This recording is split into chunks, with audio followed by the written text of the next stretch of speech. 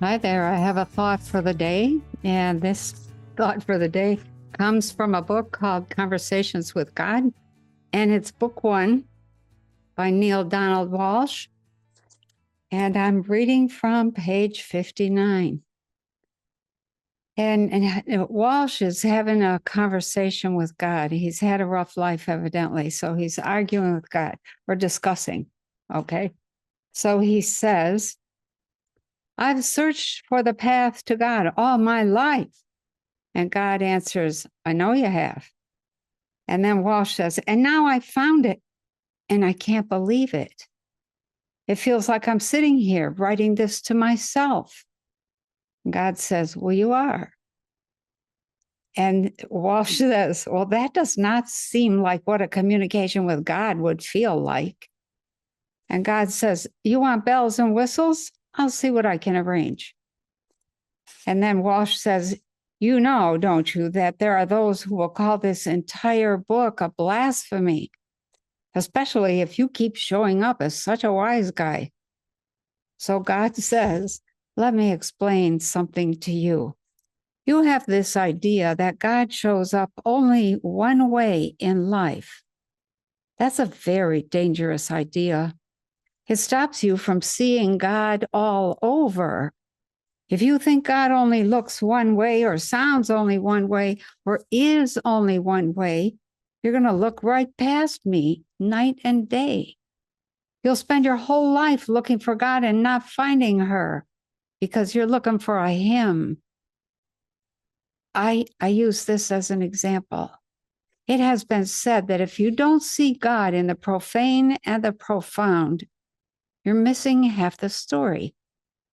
And that is a great truth.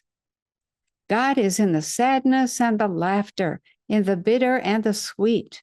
There's a divine purpose behind everything, and therefore a divine presence in everything. So then Walsh says, you know, I once began writing a book called God is a Salami Sandwich. God says, well, that would have been a very good book. I gave you that inspiration. Why did you not write it? So then Walsh says, well, it felt like blasphemy, or at the very least, horribly irreverent. God says, then, you mean wonderfully irreverent. What gave you the idea that God is only reverent? God is the up and the down, the hot and the cold, the left and the right, the reverent and the irreverent. Think you that God cannot laugh? Do you imagine that God does not enjoy a good joke?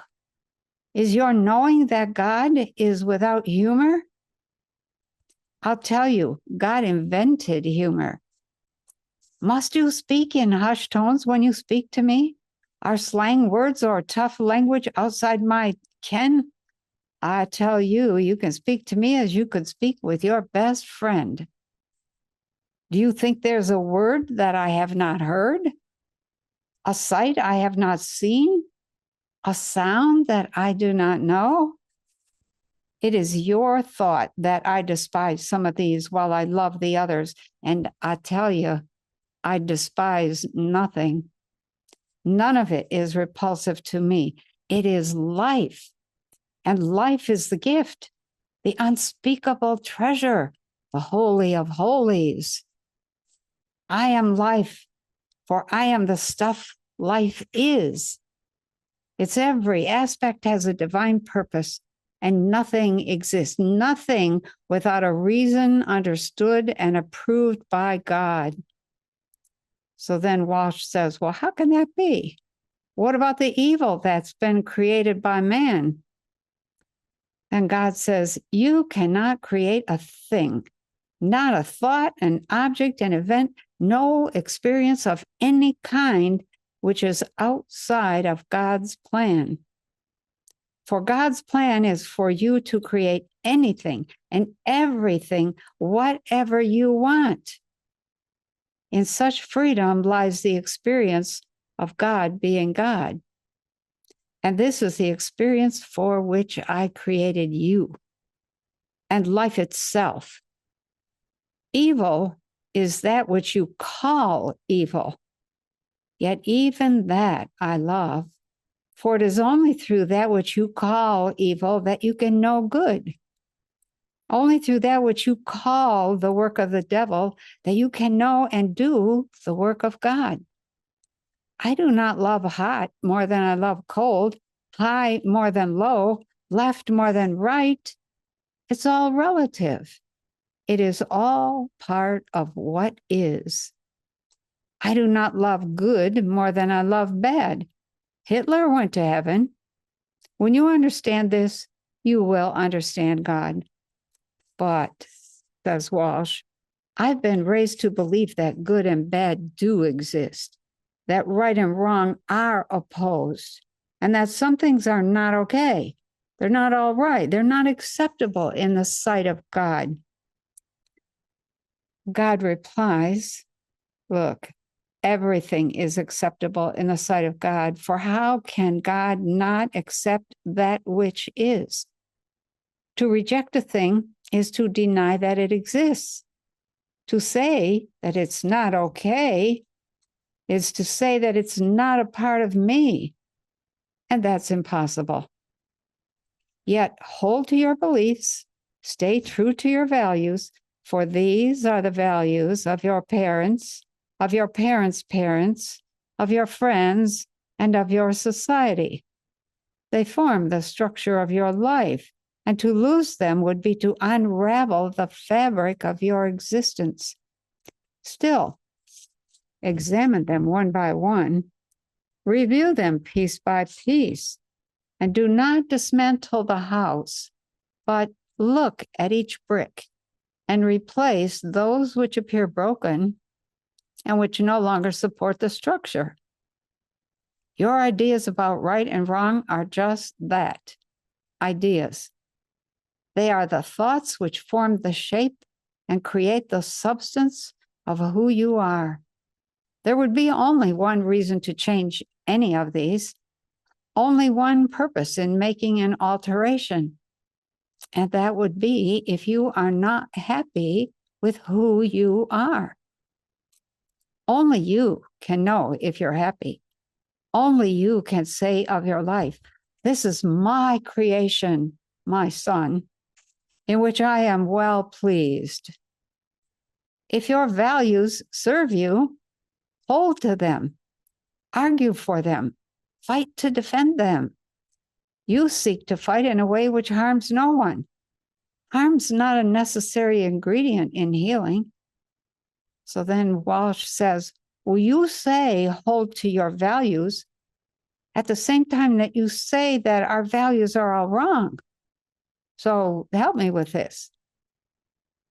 And God says, I've not said your values are wrong, but neither are they right. They are simply judgments.